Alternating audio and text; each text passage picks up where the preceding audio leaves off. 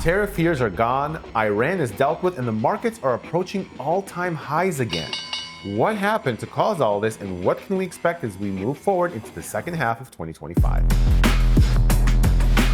Tariff fears are in the distant past as the market approaches all-time highs.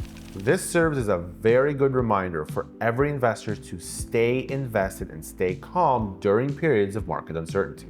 In fact, if you would have sold out near the bottom of the whole tariff crisis, you would have already missed out on over 15% on certain market gains.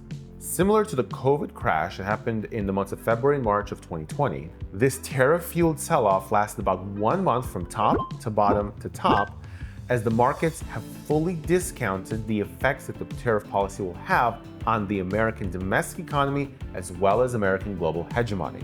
In fact, the American place on the global stage is arguably now stronger than it was even before the tariff policy was announced. Now, there are a few key factors that contribute to this in addition to the newfound trade policy, including renewed alliances in the Middle East, a diplomatic relationship with China, and the short conclusion to the Iranian-Israeli conflict, which leads us to our second point. Iranian conflicts seem to have come and gone very quickly. In fact, the entire conflict from strike to ceasefire lasted approximately 10 days. It's in my opinion to say that there are a lot of positive side effects that will come as a result of the reassertion of American dominance on the global stage. Now that a seemingly sizable enemy is no longer an issue to the US and its allies, and the fact that the whole conflict took around 10 days, the US has successfully put itself back on the center stage of global dominance. And on top of all of this, the whole world was watching as this all unfolded. As a result, this leads us to point number 3, which is volatility in the stock market is approaching its lowest levels we've seen the entire year. This means that the stock market overall is less fearful of future events today than it was even before Trump announced his tariff policy. Now, this doesn't mean that there won't be a wrench thrown in this seemingly rosy picture, but it does mean that for now, markets have fully priced in everything that they're seeing that could have caused a big stir and didn't, i.e. tariffs and any geopolitical fears or tensions are no longer an issue.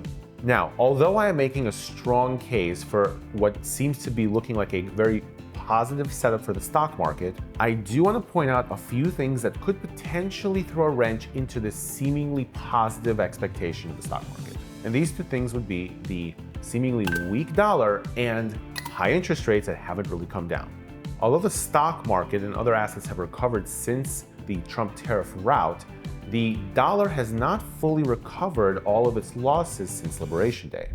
Now, by itself, this doesn't necessarily mean anything good or bad, but it is interesting to note, especially since stocks and bonds have seemingly found their footing after this whole chaos. Additionally, interest rates staying where they are right now is a little bit of a potential chokehold on the market if they don't change over the next few months. It's also important to note that there is a lot of talk of interest rates going down in the next handful of months.